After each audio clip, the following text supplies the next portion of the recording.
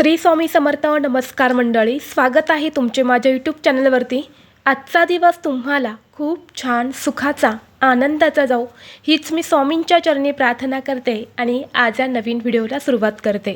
येत्या 29 जूनला म्हणजेच सोमवारी आलेली आहेत वटपौर्णिमा. आपल्या हिंदू धर्मात सुवासिनींसाठी वटपौर्णिमा हे व्रत अत्यंत महत्त्वाचे आणि पवित्र मानले जाते. पतीच्या दीर्घायुष्यासाठी आणि सुखी विवाहिक जीवनासाठी महिला या वटपौर्णिमेच्या दिवशी वडाच्या झाडाची पूजा करतात आणि उपवास ठेवतात. हे व्रत दरवर्षी ज्येष्ठ पौर्णिमेला केले जाते. मात्र 2026मध्ये अधिक ज्येष्ठ मास आल्यामुळे वटपौर्णिमेच्या तारखेबद्दल महिलांना मोठा भ्रम निर्माण झाला आहे. पौर्णिमा तिथी 28 जून आणि 29 जून या 2 तारखांमध्ये विभागून आल्यामुळे हा संभ्रम निर्माण झाला आहे. हिंदू पंचांगानुसार दरवर्षी ज्येष्ठ महिन्यातील पौर्णिमेला वटपौर्णिमा साजरी केली जाते. ज्येष्ठ पौर्णिमेचा प्रारंभ 28 जून 2026 वार रविवार या दिवशी सकाळी 8:35 होणार आहे आणि या पौर्णिमेची समाप्ती 29 जून 2026 सोमवारी सकाळी 8:48 संपणार आहे. उदय तिथी आणि पंचांगानुसार यंदा वटपौर्णिमेचे व्रत 29 जून वार सोमवार या दिवशी केले जाणार आहे. पौराणिक कथेनुसार सावित्रीने यमराजाकडून तिच्या पतीचे म्हणजे सत्यवानाचे प्राण परत आणले होते. त्यामुळे दरवर्षी ज्येष्ठ महिन्यातील शुक्ल पक्षातील पौर्णिमा तिथीला वटसावित्रीचे व्रत करतात. हे वटसावित्रीचे व्रत सर्व स्त्रिया अगदी श्रद्धेने, मनोभावे, आनंदाने आणि उत्साहाने करत असतात. या दिवशी वडाची झाडाची पूजा करत असताना किंवा वटपौर्णिमेच्या दिवशी आपल्या हातून काहीतरी कळत नकळत चुका घडत असतात, ज्या की आपण केल्या नाही पाहिजे.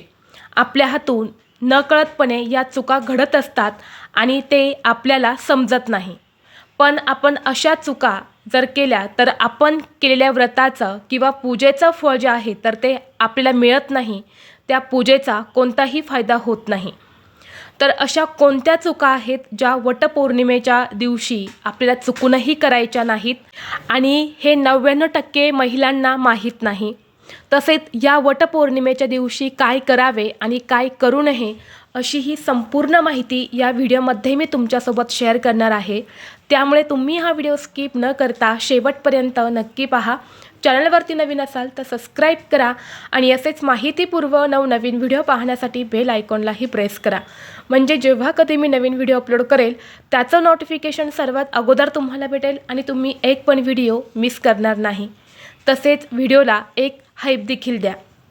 आज या व्हिडिओमध्ये मी ज्या चुका तुम्हाला सांगणार आहे तर त्या चुका तुमच्या हातून घडल्या तर तुम्हाला या व्रताचं या पूजेचं कोणतंही फळ हे प्राप्त होणार नाही.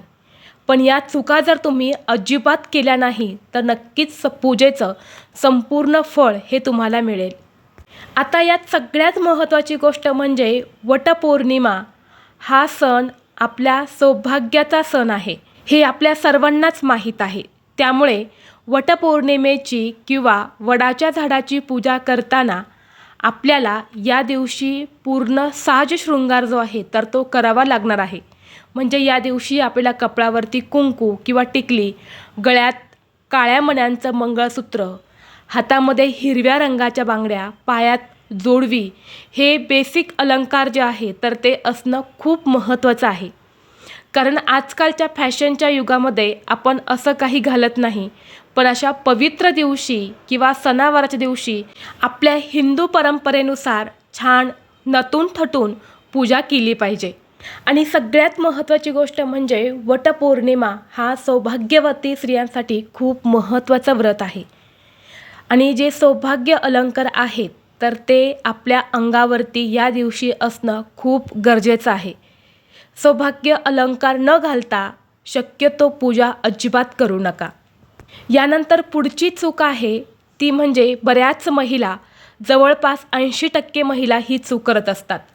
ती म्हणजे जेव्हा आपण या दिवशी वडाच्या झाडाची पूजा करत असतो, पूजा केल्यानंतर आपण 7 किंवा 21 फेऱ्या मारत असतो किंवा प्रदक्षिणा घालत असतो. तर त्यावेळी आपण त्या झाडाला धागा गुंडाळत असतो. तर ती प्रदक्षिणा झाल्यानंतर बऱ्याच स्त्रिया तो धागा जो असतो ना तो तोडून घेतात आणि उरलेला धागा हा घरी घेऊन जातात. मात्र तसं तुम्हाला अजिबात करायचं नाही. जो काही दोऱ्याचा रीळ असणार आहे, फेरे मारून झाल्यानंतरनं तो दोऱ्याचा रीळ जो असतो तर तो तिथे तसाच झाडाला अडकवून ठेवायचा आहे. तो तोडून बाकीचा उरलेला धागा हा आपल्याला घरी आणायचा नाही. त्यामुळे घेऊन जातानाच 7 फेरे आपले पूर्ण होतील एवढाच धागा घेऊन जा आणि म्हणजे तुम्हाला उरलेला धागा हा घरी आणण्याची वेळ येणार नाही. आणि जरी जास्त धागा असेल तरीसुद्धा तो तोडायचा नाही. कारण पौर्णिमेचा जो दिवस असतो म्हणजे वटपौर्णिमेचा जो दिवस असतो तर तो अत्यंत पवित्र आहे. या दिवशी आपण आपल्या सौभाग्यासाठी पूजा करत असतो. नवरा बायकोचं नातं हे अतूट राहण्यासाठी आपण ही पूजा करत असतो. म्हणून हा धागा जो आहे ना तो तोडायचा नसतो. आपल्या पतीला दीर्घ आयुष्य मिळावं म्हणून आपण 7 फेरे मारून हा धागा जो आहे तर तो या झाडाला गुंडाळत असतो.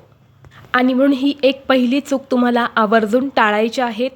त्यानंतर पुढची चूक म्हणजे बघा, आता शहरांमध्ये वडाचं झाड जे आहे तर ते जास्त करून पाहायला मिळत नाही. तर बऱ्याच स्त्रिया काय करतात की वडाच्या झाडाची फांदी घरी आणायला लावतात आणि त्याची पूजा करतात. पण हे अजिबात योग्य नाही. वटपौर्णिमेच्या दिवशी वटवृक्षाची पूजा करताना कधीही त्याची फांदी तोडून घरी आणून पूजा करू नका. त्यामुळे झाडाची हानी होते आणि झाडाला इजा न पोहोचवता थेट वडाच्या झाडाजवळ जाऊनच पूजा करायची आहे. जर आपण घरी फांदी आणून त्याची पूजा केली तर कुठेतरी या पूजेचं फळ जे आहे तर ते आपल्याला मिळत नाही. एवढेच नाही तर या दिवशी अनेक उपायसुद्धा केले जातात. तर बरेच जण या दिवशी या झाडाची पानं तोडतात काही उपाय करण्यासाठी. पण असं हे कृत्य जे आहे तर ते आपल्याला अजिबात करायचं नाही. आपल्याकडून या वडाच्या झाडाला कोणतीही इजा होणार नाही, कोणतीही हानी होणार नाही असं काही आपल्याला करायचं नाही. त्यामुळे जर तुम्हाला काही उपाय करण्यासाठी या झाडाची पानं फांदी लागणार असेल तर खाली गळून पडलेलं असेल तरच ते तुम्ही घेऊ शकता. त्या व्यतिरिक्त या झाडाची पानं किंवा फांद्या ज्या आहेत तर त्या अजिबात तोडायच्या नाही. जर तुम्ही कळत ना कळत असं केलं तर आपल्याला व्रताचं फळही मिळणार नाही आणि केलेल्या व्रताच्या पूजेचा काहीही उपयोग होणार नाही. कारण वटवृक्ष हा खूप जास्त पवित्र वृक्ष आहे. त्याला दीर्घ आयुष्य असणारा वृक्ष मानलं जातं. म्हणजे सगळ्यात जास्त आयुष्य या वृक्षाला आहे आणि म्हणून अनेक देवी देवता या वृक्षामध्ये वास करतात. वटवृक्ष हा शिवरूपी आहे आणि वटवृक्षाच्या खोडात विष्णू, मुळात ब्रह्मा आणि फांद्यांमध्ये शिव विराजमान असतात. तसेच वडाच्या झाडाच्या बऱ्याच फांद्यांना पारंब्या असतात. यालाच सावित्री मातेचे रूप मानलं गेलं आहे. म्हणून झाडाची फांदी पानं तोडणं या दिवशी शास्त्रानुसार पूर्णपणे चुकीचं मानलं गेलं आहे. आणि या दिवशी जर तुम्हाला खरंच कुठे वडाचं झाड नाही भेटलं ना तर घरीच तुम्ही ना एखाद्या पेजवरती वटवृक्षाचं झाड काढा आणि त्या झाडाचीच तुम्ही पूजा केली तरीसुद्धा चालेल. पण चुकूनही घरी वटवृक्षाची फांदी आणून तुम्ही पूजा करू नका. जर आपण अशी फांदी तोडली तर त्यातील प्राण हा संपलेला असतो आणि नंतर त्याची पूजा करून काहीच उपयोग होत नाही, जे आपल्या शास्त्रानुसार ग्राह्य धरलं जात नाही. त्याचबरोबर या दिवशी आपल्याला चुकूनही निळ्या रंगाचे, काळ्या रंगाचे किंवा पूर्ण पांढऱ्या रंगाचे कपडे हे परिधान करायचे नाही. कारण हे रंग कोणत्याही पूजेसाठी अशुभ मानले जाते. त्याऐवजी तुम्ही लाल, पिवळा, हिरवा यासारख्या शुभ रंगाच्या साड्या नेसायच्या आहेत. पण चुकूनही निळा रंग किंवा काळा रंग आणि पूर्ण पांढरा रंग या 3 रंगाच्या साड्या आवर्जून तुम्हाला टाळायच्या आहेत. तसेच या दिवशी आपल्या हातामध्ये पांढऱ्या रंगाच्या, निळ्या रंगाच्या आणि काळ्या रंगाच्या बांगड्या यासुद्धा घालायच्या नाही. हे 3 रंग सोडून तुम्ही इतर कोणत्याही रंगाच्या बांगड्या किंवा कपडे जे आहे तर ते घालू शकता. तसेच या दिवशी मनात नकारात्मक विचार आणू नका. पती किंवा पत्नी घरातील इतर व्यक्तींशी भांडण करणे किंवा कठोर शब्द वापरणे, वादविवाद आवर्जून तुम्हाला टाळायचं आहे.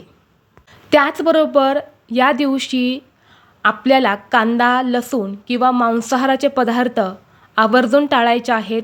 कांदा, लसूण, मांसाहार हा सेवन करायचा नाही. पूर्णपणे या दिवशी सात्विक आहार ठेवायचा आहे. उपवास सोडण्यासाठी तुम्ही जे काही पदार्थ बनवणार आहे त्यामध्ये कांदा आणि लसूण हा तुम्हाला वापरायचा नाही.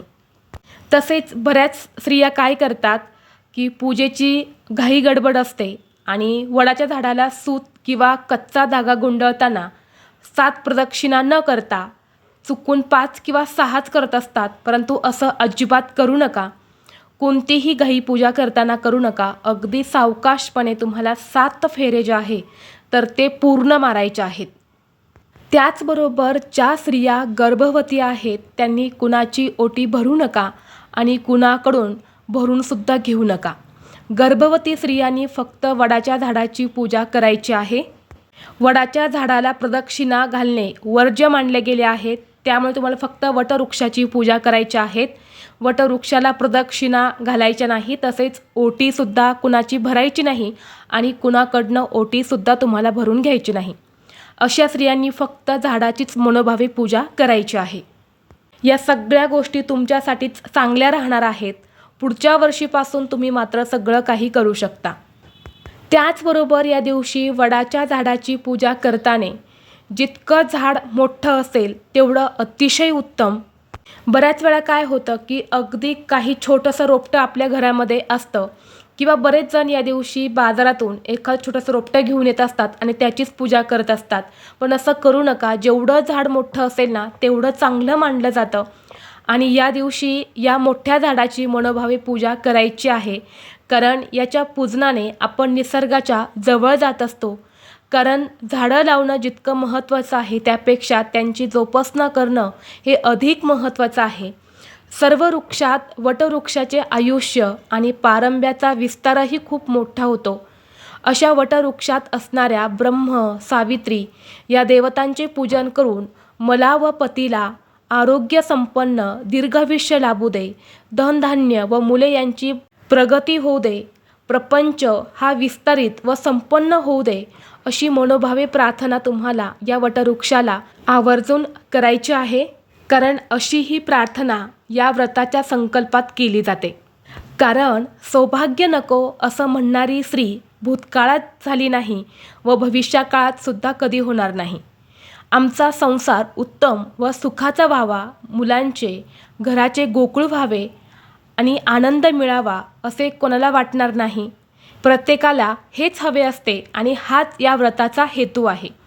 तर अशा प्रकारे वटपौर्णिमेच्या दिवशी वडाची झाडाची पूजा केल्यानंतर अखंड सौभाग्यासह जीवनात अपार सुख आणि संतती प्राप्त होते असे म्हटले जाते. त्याचबरोबर 29 जूनला राहू काळ हा सकाळी 7:41 सुरू होणार आहे तर तो 9:22 संपणार आहे. तर आपल्याला 8 वाजेपासून ते 9:30 वाजेपर्यंत म्हणजे साधारण 1.5 तास कोणतीही पूजा करायची नाही. या काळामध्ये व्रताचा संकल्प करू नका किंवा वटवृक्षाची पूजासुद्धा करू नका. बऱ्याच वेळा काय होतं की अनेक स्त्रियांना सकाळी ऑफिसला जावं लागतं. त्यामुळे अनेक स्त्रिया सकाळी लवकर उठून वटवृक्षाची पूजा करतात आणि त्यानंतर त्या ऑफिसला जातात. पण या दिवशीचा राहू काळ हा सकाळीच आहे. त्यामुळे तुम्हाला 8 वाजल्यापासून ते 9:30 वाजेपर्यंत कोणतीही पूजा करता येणार नाही. हा राहू काळ असतो आणि राहू काळामध्ये कोणतीही पूजा किंवा सेवा आपण केली तर त्याचं फळ हे आपल्याला मिळत नाही. जर तुम्हाला पूजा करायचीच असेल तर सकाळी 8 वाजण्याच्या अगोदरच करा. नाही तर मग तुम्ही 9:30 वाजेनंतर करू शकता. तर हे काही नियम जे आहेत तर ते तुम्हाला यंदा वटपौर्णिमेला आवर्जून पाळायचे आहेत आणि प्रत्येक महिलेने या नियमांचं पालन जे आहे तर ते करायचंच आहे. कारण वटपौर्णिमा हे सर्वश्रेष्ठ व्रत मानलं जातं आणि म्हणून आपण प्रत्येक स्त्री या दिवशी व्रत करून वटवृक्षाची पूजा ही करत असतो. तर ही अत्यंत महत्त्वाची माहिती मला तुमच्यापर्यंत शेअर करायची होती.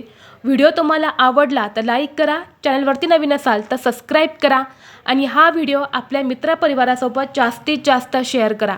चला तर मग भेटू असंच पुढल्या एका नवीन व्हिडिओमध्ये. तोपर्यंत सर्वांना श्री स्वामी समर्थ.